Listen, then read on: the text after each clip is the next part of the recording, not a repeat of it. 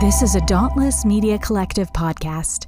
Visit dauntless.fm for more content.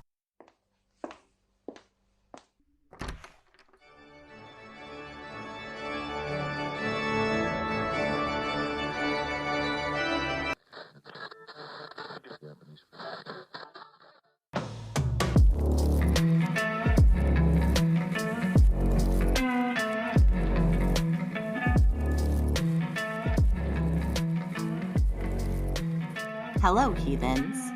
I'm Wild Violet. And I'm transvangelical. And this is Not Safe for Worship. Here, we talk about the ethics of sex work and sexuality in general through the lens of post-religious trauma. These are deeply personal topics for us, and we strive to delve in with humor and respect, but we do discuss very sensitive and potentially triggering subjects on a regular basis. Please practice self-care and compassion. Take breaks or even stop listening if you need to. We care deeply about you and your well-being. Welcome, everyone, to Not Safe for Worship, your podcast that does everything wrong because Jesus wants you to do it wrong. I don't know. I just made that up. It means nothing. I am Alycea. That does things wrong on purpose. Yes. I am Alycea, transvangelical, and I have a co-host. I am Wild Violet. Thanks so much for tuning in this week. Excited to talk about this week's topic. I think first Alycea has something to share with us. Yeah. So I was working on my devotional. As you might know, I'm writing an irreverent devotional. And so in that, I am using, of course, Ezekiel 23, verse 20, which the NASB reads, "She lusted after her lovers, whose flesh is like the flesh of donkeys, and whose discharge is like the discharge of horses." Which in and of itself is fun. Okay. Well, wow. First of all, I can't wait to get my hands on this devotional. Please tell us when it comes out. But what? Yeah, I mean, it's just there. It's Ezekiel 23 is just full of she lusted after, and it's like these metaphors for Jerusalem, like following other nations. It's a fun chapter that is kind of interesting to talk about. However, I have to say, I think the English translations are a little bit wrong. Because, well, first it says that she lusted after their lovers being the lovers of other nations. Like the other nations are personified as humans and they have lovers, and she's lusting after the lovers of other nations. Yeah. The word isn't lovers. It's not like in the Book of Song of Songs that uses Daud for like lover, like a sexual love. It's the word concubine, and it is in fact it's a feminine noun. So it's not. Yeah, it's not like it's not men. It's actually intentionally women that she's. And it sounds lusting like after. It might. Yeah, well, and it sounds like it. With the metaphors, it might be more about idolatry than about. I'm not really sure. Of course, you start talking about like horse discharge. Well, I don't know. Like maybe discharge was like translated loosely. Like maybe her dude just pees a lot. No. So hear me out. We're getting there. We're getting to the discharge. And like donkey flesh, was he just super, super hairy? Well, so a lot of people interpret it like thinking that the lovers are male. She was like, shave and then see a doctor. Because is that like what she was trying to express? Actually, like that she wasn't into men and looping it back around to the gayness. Yeah, we'll get there. So a lot of people, because think that this word is male lovers, because heteronormatives, they assume that the flesh of a donkey is like A hung like a giant dick. donkey. It's a giant dick. Yeah. That's not necessarily true. I honestly don't know what flesh of a donkey is, because it's literally like the word flesh is like just body, the body of a donkey, and I I'm don't know. telling you, they're hairy or they have hooves or Could be. yeah. Okay, but the discharge like a horse is Just not. like maybe they like foam at the mouth when it's hot outside. They have a lot of saliva. Kissing them is just like a foamy nightmare. Too much discharge. But so there are terms for male discharge that is in the Bible. One of them is used for Moses at the end of his life, which is not talked about nearly enough. Wait, this from Moses the person, he's referred to as discharge? No. When he's old, like one of the last things that is said about Moses when like right after he dies is like he lived to be 100 and something years old and he was still able to ejaculate. That's literally what they say. Well, good for him. Yeah, I mean, kudos. Yeah. But this isn't that word. This isn't that word. This is an intentional feminization of the Hebrew word zerem, which is like heavy rain or an overflow of water or a flood. But Spitty. The guy was spitty. Could be. But it's intentionally feminine. It is an intentional feminine type of overflowing of water. And so there is a possibility that this is, as far as I know, the only verse in the Bible that talks about squirting. Oh my God. So it's actually her. Yeah, I get it. Okay, so she's discharging like a horse. But how do we address the donkey flesh? I need. But I don't know. There's like no. There's no indication of what that exactly congratulations means on bringing about horse-like levels of squirting. Kudos again. I really need to circle back to the donkey flesh. That's living rent free in my mind. Like, what does it all mean? I think it's hilarious that I point out that it could be talking about squirting, but you're stuck on the donkey flesh. Because I'm like, wait a minute. Okay, donkey flesh related to men. Like, I can get it because we've all heard, like you think hung like a horse, hung like a donkey or whatever. But then, like, I'm like, wait a minute. Okay, wait, you're telling me this was a concubine? Like, I need more. I need more information about this. Loved the flesh that was like a dog. Oh, they only did it in the butt. Why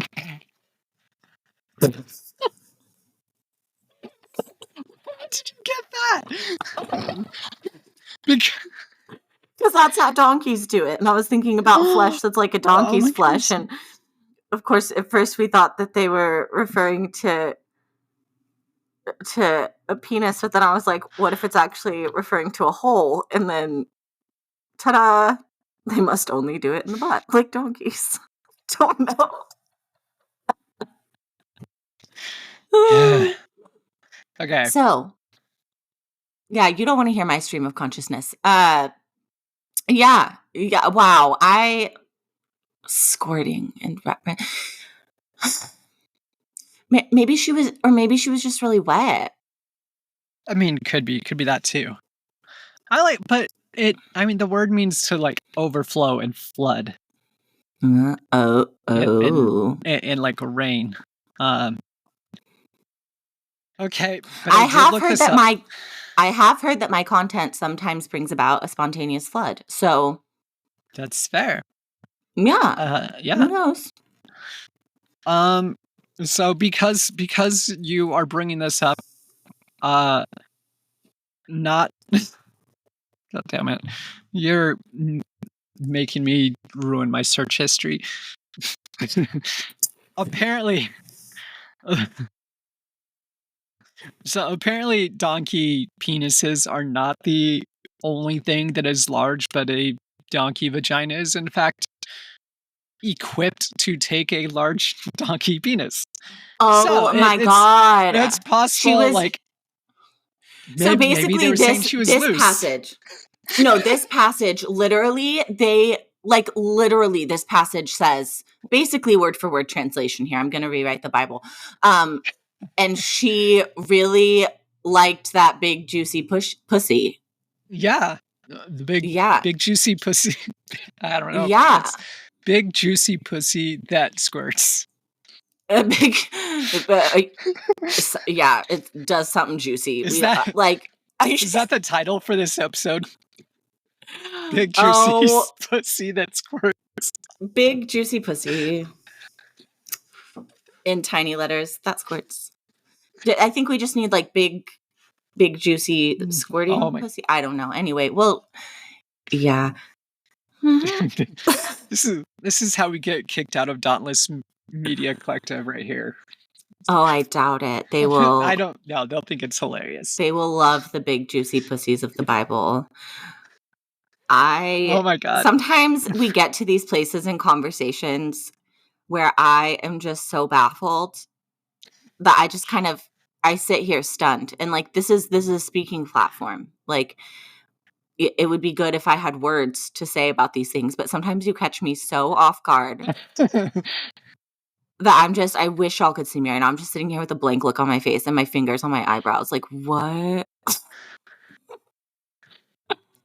Oh, so the Bible has some interesting stuff in there. You know, it does. It's a fun text, even if you don't believe in the God. Like, read it carefully, and it might be talking about donkey pussy. That's my entertainment for the day. So, anyways, I'm going to go read the rest of that chapter now because it's like a whole new lens. It's so much in that chapter. Oh my God. And like the thing is, when you read the chapter, it uses the things that she lusts after. Like, they're really not things that are like unexpected per se. Like, there's like a normalization of the attraction. Like, it's not the attraction that's bad. It's like, it's just the fact that you're, going after these other people. So in a sense, there is a normalization of these attractions. So in a sense, and there is a normalization. The term for lust here does mean like an attraction. Is that one right? second. Yeah,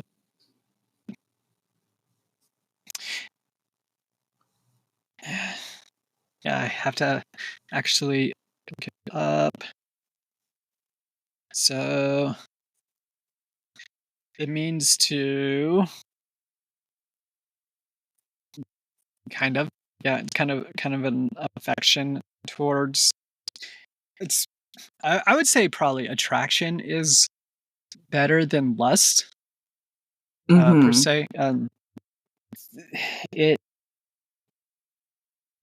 So she's not like lusting after it. She just like has a crush on the big juicy pussy. Yeah, that's possible. This word is basically only used. That's possible.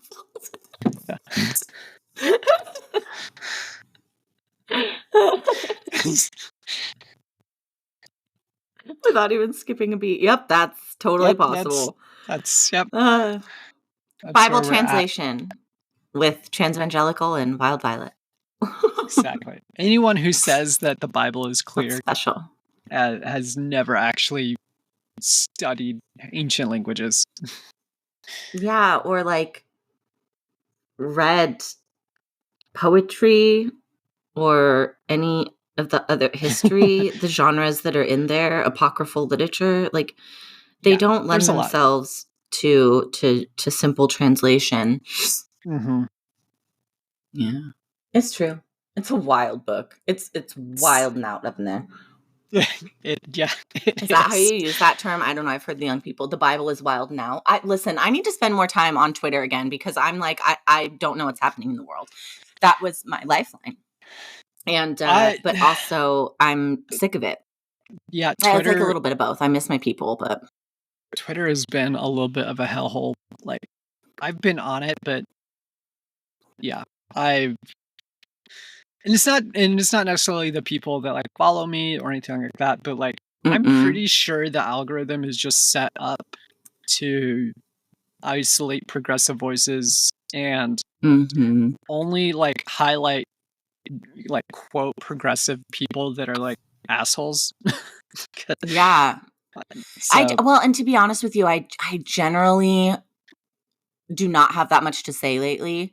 When it comes to, the political climate and things going on in like the wider world, I feel like there are other people saying it better than me. So I'm generally scrolling and retweeting. But with everything else, I'm just like, I don't know. Life is weird and busy and I don't have anything to say. And I don't know if people are even seeing my tweets anymore. But sometimes I still see them. it's a strange world over there, but I really do love my people there. I could never, ever give it up completely. They will pry it from my cold, dead hands. So, or they'll just kill it. One of the two. yeah. Well, and as much as I hate it, I'm just like, hold out, guys. Stay here with me and keep it strong because oh my gosh. It's just where I found so many connections after my divorce, and it sucks to see so many things wrong with it now, but I'm also like, don't let them take it from us, Don't let them resist. There's definitely that, and like Can't have it. I miss the positive engagements that were actually there. Like we used to make fun of Twitter being terrible in the past, but it's legitimately terrible now. But I miss I miss the old culture before the Elon Musk algorithms, and Twitter was like our slightly annoying younger brother that we were like, ugh, like why do you have to be so difficult?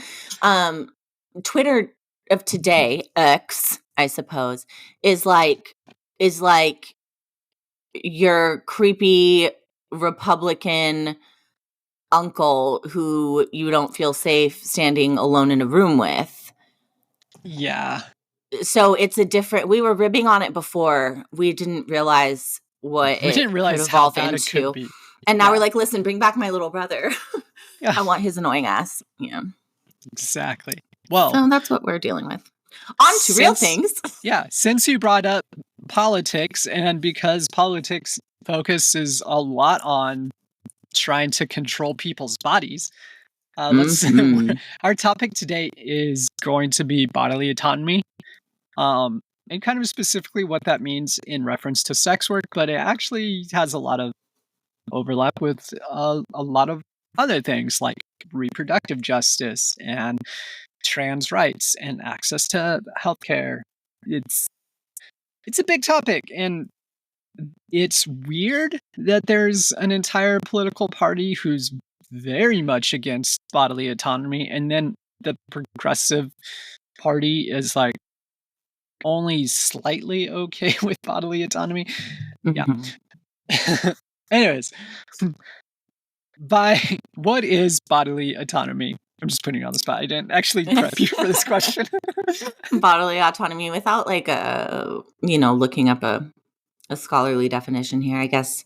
I would say it's just the idea that I'm in control of my body. It's the underlying concept of consent. Is it okay if I touch you like this? Is it okay if I post this picture of you? Is it, autonomy means that I get to make my own choices about what happens to my body, and that is unconditional.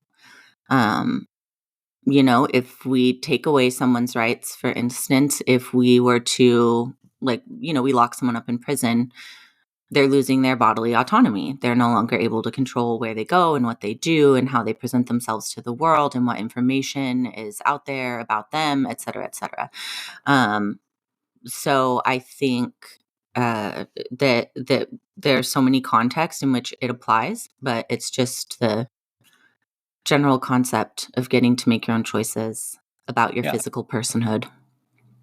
And there's kind of this movement within a type of feminism. Generally, it's found like, especially amongst the turf feminism, which isn't real feminism, but this idea that sex work is oppressive to women, like even regardless of whether or not women are choosing to do it, which is bad framing also because it's not just women who do sex work. So that's kind of a weird framing. But at the same time, like I tweeted about this like a month ago. Like, if you can't be for bodily autonomy and be against sex work, because as soon as you're against sex work, you're taking away that like opportunity to choose how you use your body. And I'll admit, like, clearly trafficking is not bodily autonomy, but when we talk about sex work, we're very clear about this. We're talking about a consensual decision to use one's body in this way. And like, to me, respecting bodily autonomy means like allowing people to go into sex work, allowing people to consume products from sex work or services from sex work. Well, and if we're going all the way to respecting bodily autonomy and not just allowing it, then it's also respecting people who offer sex work like it's their job and they're just people. You know, instead of having this strange stigma around it. Now, of course, we are talking about the independent or empowering sex work that we're familiar with, and that, you know, that's where we exist, that corner of content creation. However, that's a relatively new phenomenon for individuals to be able to have that kind of control over their work in this realm. And it is my guess that one of the reasons for the reputation is that when people hear the term sex work, their mind does automatically go to trafficking, to people being, you know, quote unquote pimped out and used, right? And commodified, and someone else is making money off of your body, which isn't bodily autonomy. So a lot of times when people hear the words sex work, their mind automatically jumps to something that really strips people of their autonomy, and the assumption is sex work is bad. Exploitation is bad, but sex work is different from exploitation. There's more than one way to do it now. And it is also, for if someone is a sex worker, any kind of sex worker, for whatever reason, and you give them less respect because of that, is that not, like, in a way exploitative, or at least dehumanizing to them? Because again, like, all you're seeing is the commodity and not the person and the circumstances and the choices. And so I think that the same can be said for both sides of the coin. Yeah, there's definitely a like ingrained aspect of perception of sex work, especially within Western culture. Like, there have been people who were able to carve out their own like sense of bodily autonomy within the culture, but that was countercultural because Western culture has always, because of having a negative view on it, and having society like turn their back on ensuring that there are protections for sex workers, it makes it so sex workers are incredibly easily exploited. And so it becomes this kind of vicious cycle of, because we view it as this negative thing, we don't give it don't give people protections. Because we don't give people protections, then they're more easily exploited. Thus we see them as thus we see this as problematic, and then we continue to not give protections. So like there's a circular reasoning within Western culture that has really enabled us to only view sex work in the negative. On top of that, we have like this hyper Christian understanding of feminine sexuality belonging to a man, either her husband or her future husband, where that's like somebody else's property. She doesn't get to choose what she does with it. Somebody else isn't supposed to take of another person's property. Like that's all ingrained in our understanding of sex work. And it's hard to actually address that with like, if we're not willing to actually. So much circular thinking there. Because the other thing, like I think the exploitation, the seediness, the undergroundness of it really, like I said, contributes to a cultural perspective that this is dirty. But aside from that, the biggest issue, if we're being honest, is that then gets turned on to the sex worker. And even if someone's mindset is that this is wrong because it is exploitative, they don't look at the woman who is a sex worker as a victim who is being exploited. They look at her as a dirty, filthy whore who deserves what she gets a lot of the time. People who go into sex work, if people think of them as a victim, then they experience a lot of victim blaming. If people just think of them as like a whore and a smudge, then there's a lot of pushback. And or I like, just the it's so counterproductive, because if we were looking at like the dirty exploitative underbelly of it and then working to make that better, right? So much of that could be mitigated. I mean, there is a lot of it that goes. There's a lot that is in play with just our general tendency to elevate people and have a hierarchy based off perceived morality. And it's not just in sex work. So like, let's take another political hot topic of immigration, right? People will blame immigrants for coming into the United States and taking American jobs, or if you're Donald Trump, apparently taking black jobs, which whatever that is. He's super gross. If you could all see disgusting Vy's face right now. I'm so sick of it. Him talking is like, but no, like the truth is, if people are coming into the United States and taking jobs away from Americans, it's not the immigrants, it's the people hiring them. And that's kind of how it's like with sex work, is like all of the blame is placed on the sex worker, whenever a lot of times the exploitation is from the person who's receiving the services or content in this like negative historical light, not necessarily what we do. Both of us are not being exploited. The point is that like if you're doing sex work and someone's looking at you negatively, like even if the sex work that you're doing is negative, it's probably someone else's doing. And so that's like sex slavery is not the person's fault who's in it. It's the person who is maintaining control. If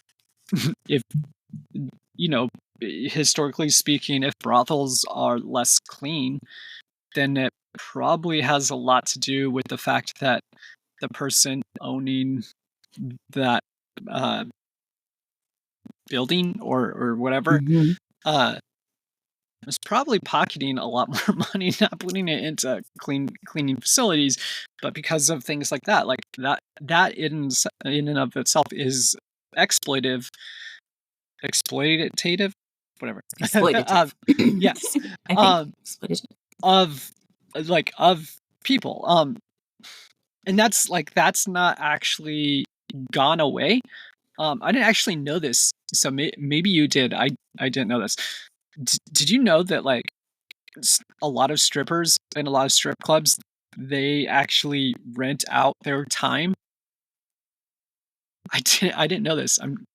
Vy is They have given to a pay to yes. perform. Yeah, that's Yeah. wild. It is It, wild, isn't it? But you have to pay for everything. Like if you're a hairstylist, you pay for your booth. If you're you pay rent on it. Um, you don't just get to like I show up thought and that they make were money in just the space for free. It's wild. Yeah. I thought strippers were just employees.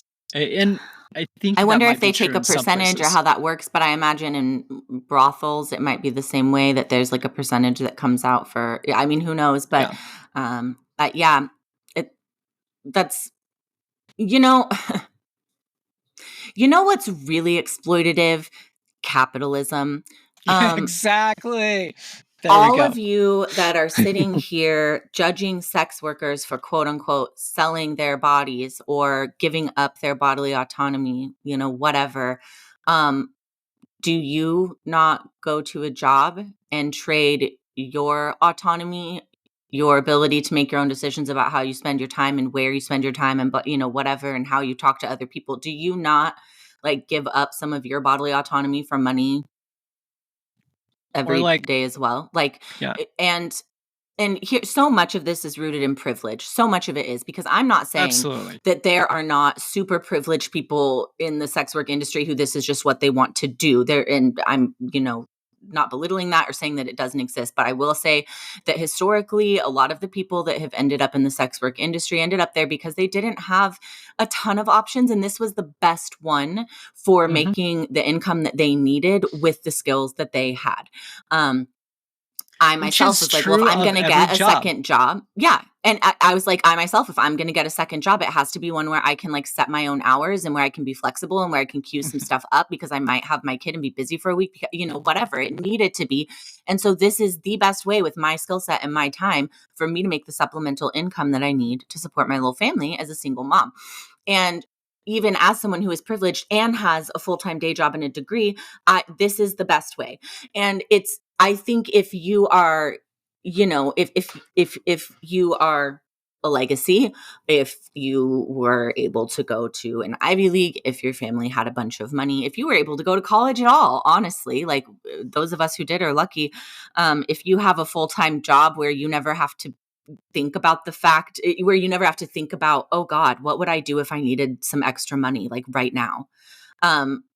You're privileged. And to be judging people who are choosing to, sell their skills the same way that you're selling yours to your boss and who just have a different skill set, um, it's resourceful as hell of them Yeah. without the same education, without the same resources that you have to go out there and build their own business from the ground up. And so like maybe take a step back and and realize that like you're not the arbiter of what is and isn't an okay job for people to have. Like, okay, maybe you think that waiting tables is beneath you too. Like, well, don't do it. And maybe don't go to restaurants because your servers don't deserve to deal with you. I don't know. Yeah. To be honest, like people who are against sex work tend to look down on waiters and waitresses. Mm-hmm. Just a little correlation there.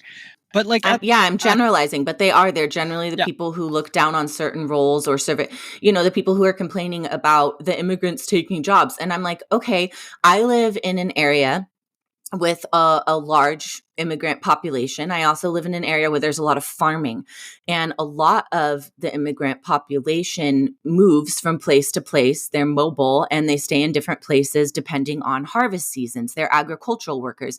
And guess what?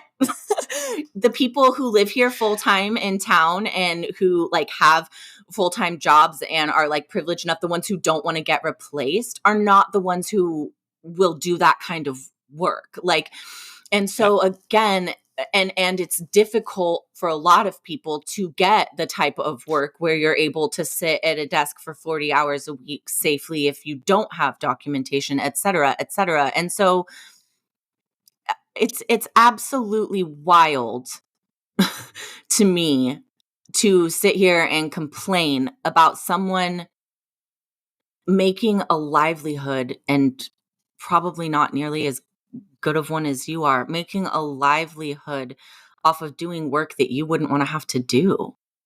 Like, Yeah. sit down. And that They're not that taking your is what? yeah.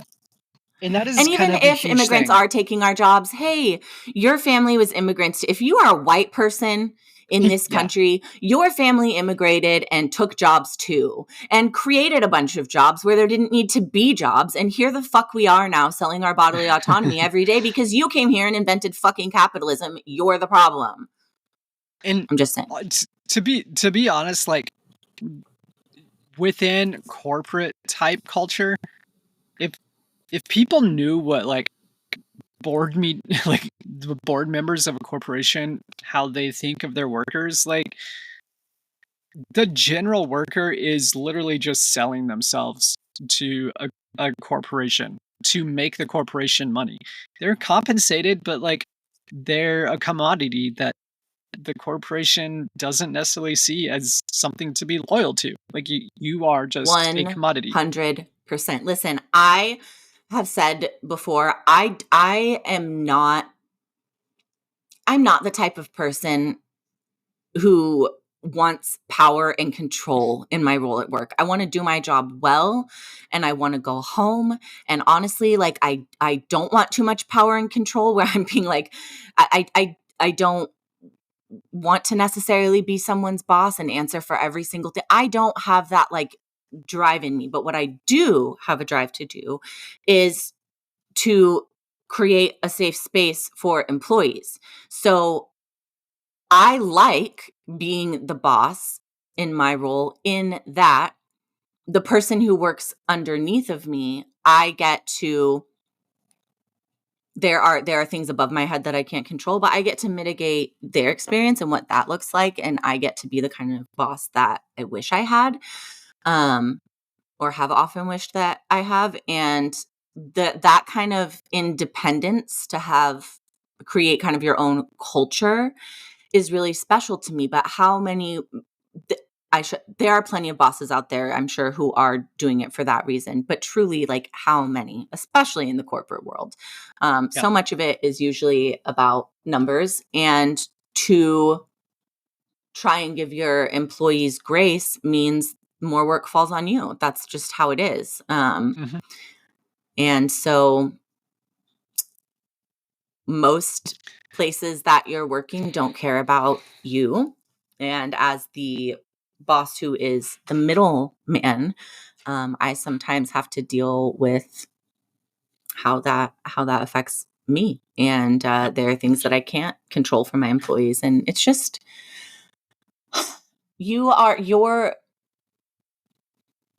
the way that our culture is set up is one where you have to find something that someone else sees as productive to do with your time in order to survive. You have Yeah. to make a choice to give up your time in order, and your independence, for a certain number of hours per week for a certain amount of money so that you can pay your bills. That's just how it's set up. People And who I think choose sex work because it works for them. And yeah. people who are in the corporate world judging them, but also like burning out from 60, 80-hour work weeks while we're over here setting our own schedules, to them I say, okay. But I think you said something really important right there, is that we like to make money, you have to find a skill set or a product that somebody else is willing to pay for. And Mhm. like if I could just if I could make enough money skating, I would just skate. But that's Amen. Yeah, like or like long walks on the beach. If I can make money doing that, that would be awesome. But the Somebody pay truth me to go is, on vacations and read my favorite books and exactly. eat at restaurants. Please. It, Please. I mean, to be fair, there are people with those jobs. We normally call them critics, which, But usually only one at yeah, a time. Like, how many of them are yeah, getting paid to be a book critic, a travel critic, and a food critic? Like, you can't just do exactly. whatever you want with your time for the rest of your life. Every single one of us has to hone some sort of a skill set, whether that's, being A able to skill help set or a customers product. find being able to help customers find what they need at the store, being able to, keep orders straight in your brain and do customer service and be a server, whether that's IT, whether that's some big corporate job, whether you're a doctor, like it's something. Yeah, and sex workers just know, hey, we do have a product or a service that people do want, and thus that is money. That is just simply how capitalistic capitalism works. Like, you can do or provide something that somebody else will give money for, and you get to choose whether or not you do that thing. Like, you don't have to. Like, ideally, there are some times when you're forced to do things. Like when I was in the military, I literally couldn't say no, but I guess I did say yes to the military one time, Oof, and yeah. that means that Signed away your soul. Yep. yeah. Uh, but but at the end of the day, they like within capitalism, we get to decide whether or not we do or provide the thing that somebody's offering us money for. And so bodily autonomy means if that thing is like sexual content, sexual services, I get to make that choice. That Yep. is bodily And while autonomy. we're talking about services that you aren't willing to offer, this is one of them, but it still needs to exist because your husband is gonna jerk it at night, whether you like. Sorry. Um, That's going to the be a thing future episode. Like, that husbands are jerking it, and wives, you need to be also.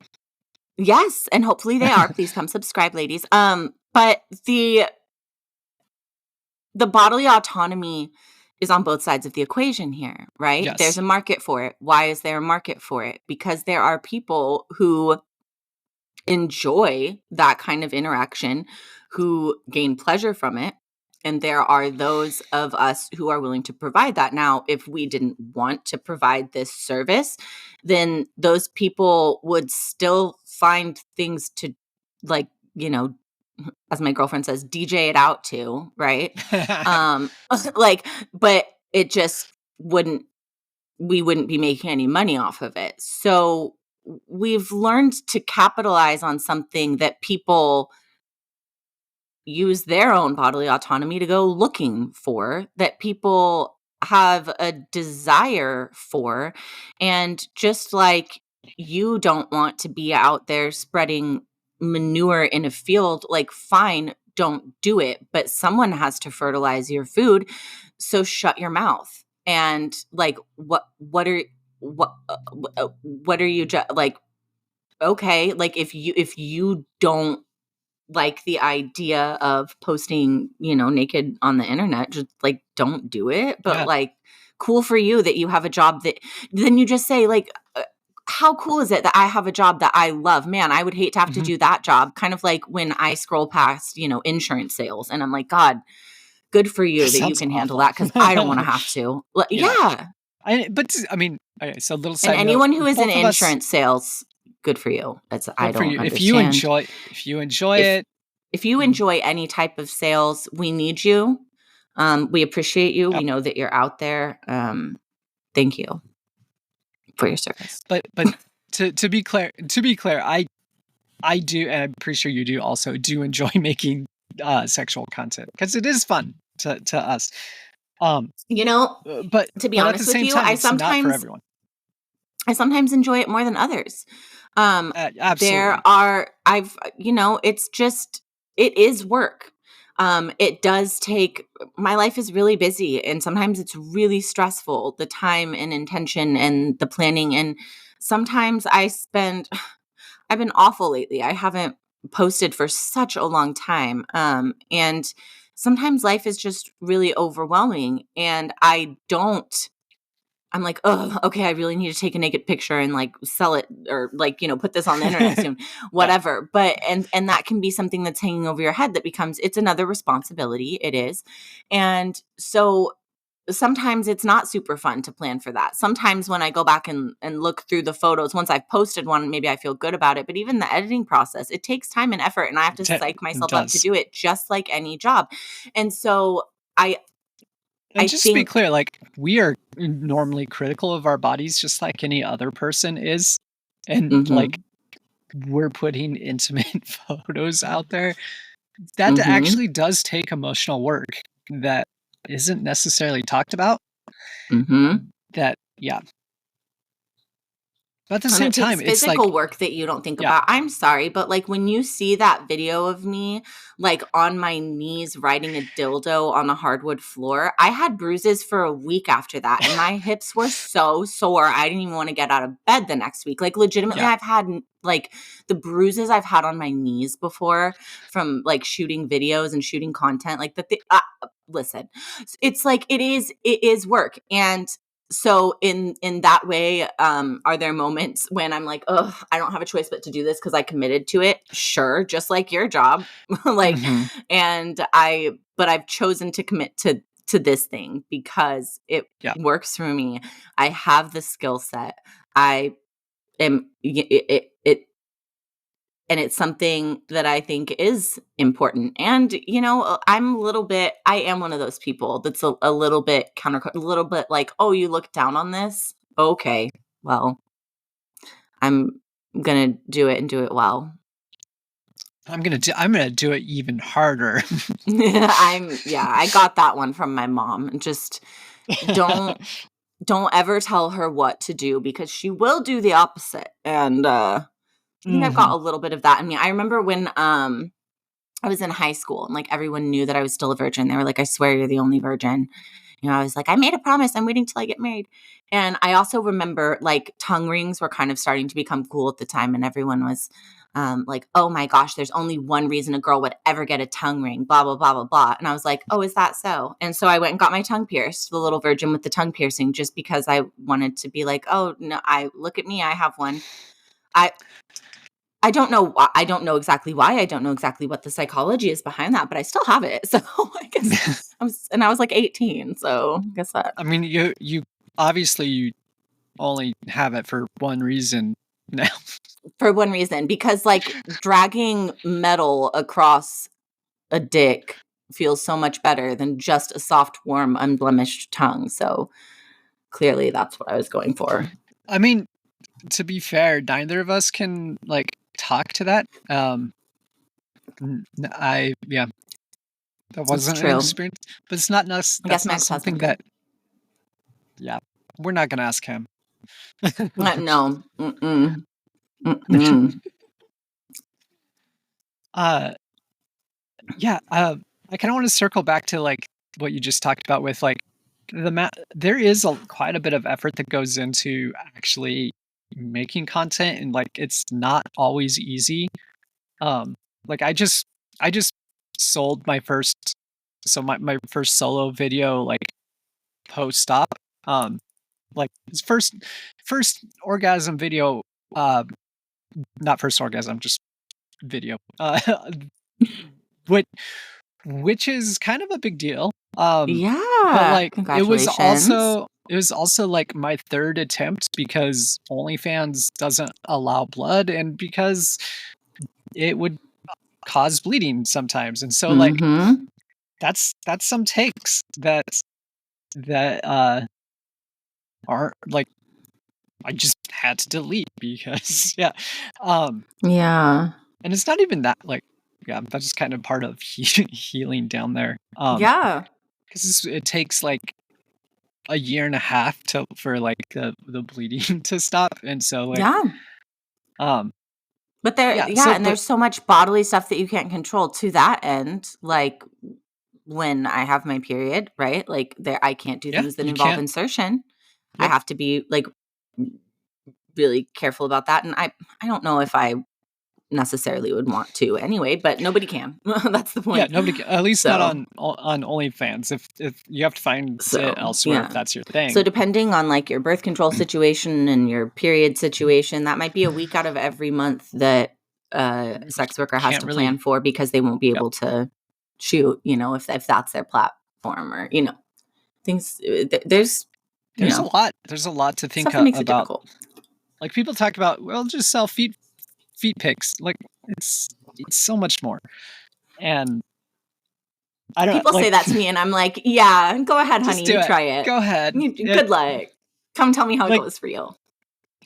You'll probably get on there, post a bunch, and you like, maybe you'll sell a few, and you think, oh, I can do this, but really it was just like the algorithm that puts your stuff up front because you're brand new to get you to stay. Like, yeah, they do try to get you with like that new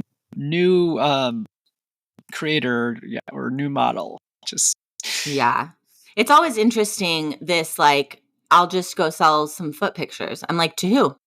Who's going to buy them from you? People on the internet. Well, where are you going to find them? How are you going to, well, I'll like, you know, post some pictures on the internet. Okay. And like, just hope that people happen to see them. Like, what? The internet's a big place. Yeah. There's just so much that goes into it. The business planning side of it. It's so much more than taking and posting a picture. And I think most of us know that at this point, but not all of us. Not everyone. And especially not people who maybe haven't engaged with many sex workers or had them in their lives. It's just not that easy. And the people who do make a career out of it, like, it's not just something that, oh, I'll just quickly do this and, you know, we're good and I'll make money and I'm just reeling in the money. No, there is a lot of pre-production, post-production. There is logistics of location and like lighting and filming correctly, angles. Like, there's so much. If you're doing this as your only job and you're making, you know, your living income off of it, like, you are probably working full time. Unless you've gotten to a point where you can have assistants that help do it for you because you're actually making that much.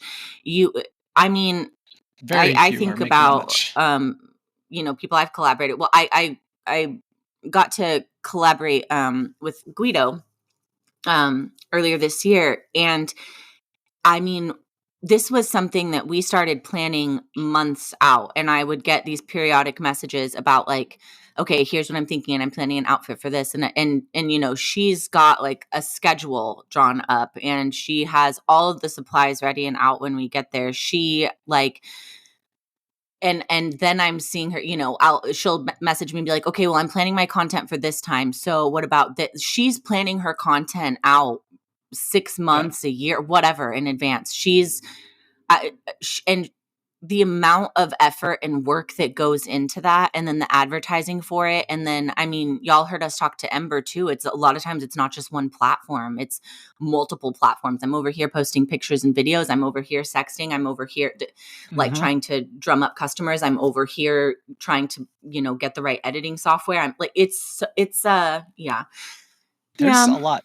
And I think you just brought up people that really, really nail it successfully and make it their full-time job. I am so impressed because it really is building a business from the ground up, and it is absolutely amazing. And there's overhead. Like, you just brought up that she had like everything set up and ready to go. Like, there is overhead. Like, outfits that I have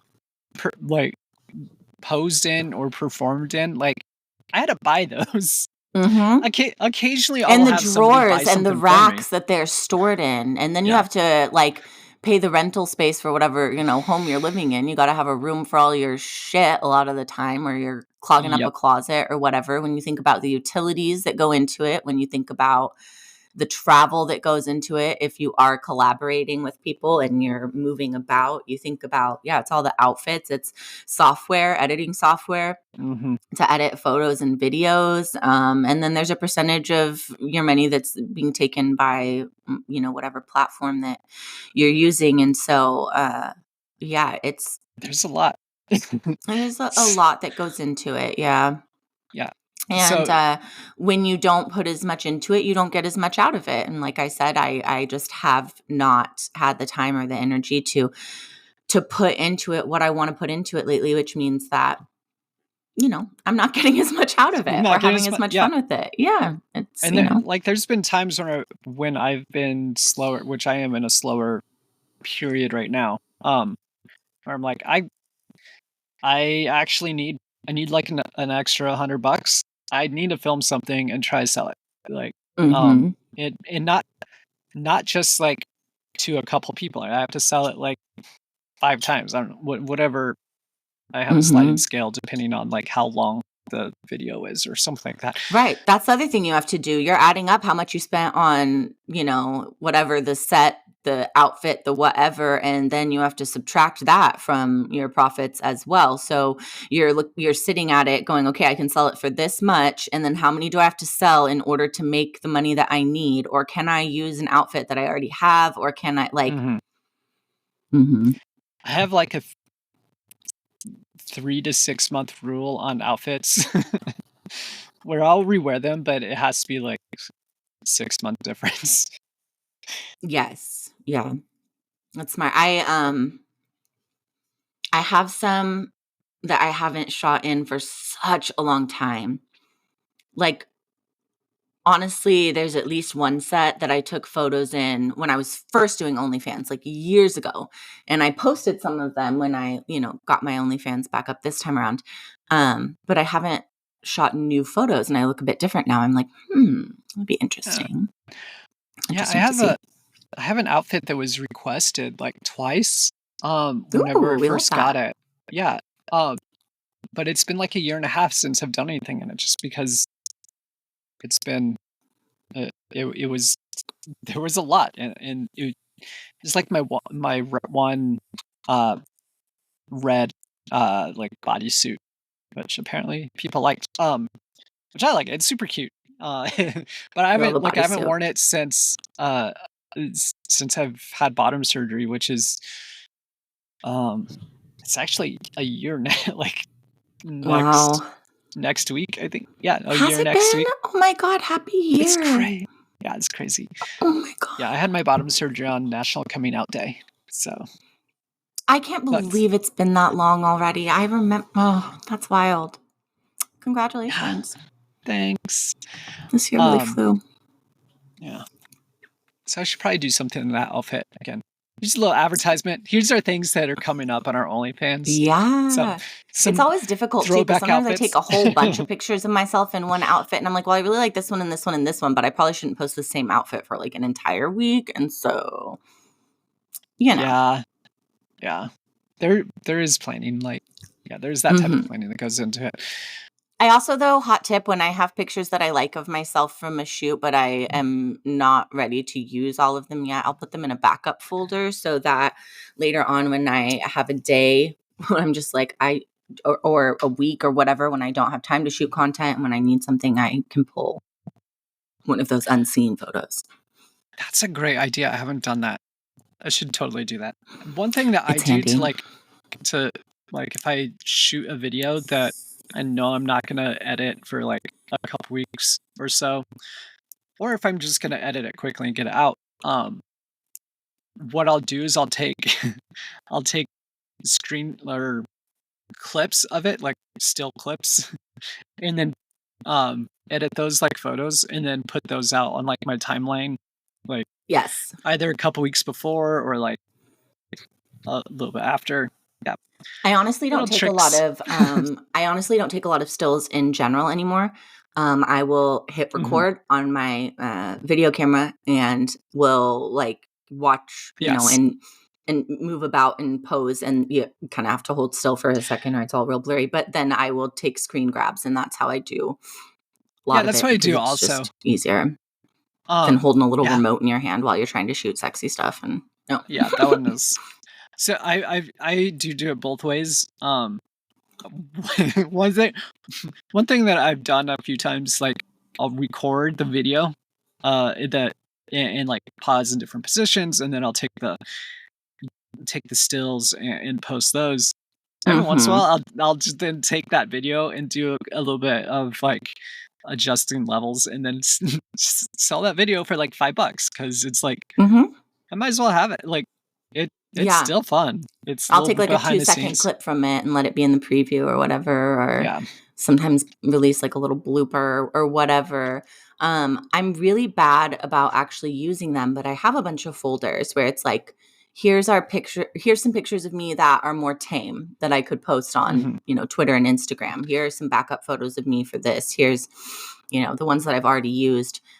Really bad at actually keeping them straight. If anyone actually has like a successful organizational strategy, hit me up. I don't. That's another thing that's hard about doing it is like, you know what? These people out here that are like, I'm better than them because I'm dealing with spreadsheets and I clearly understand complex tasks. I'm like, listen, I cannot figure out for the life of me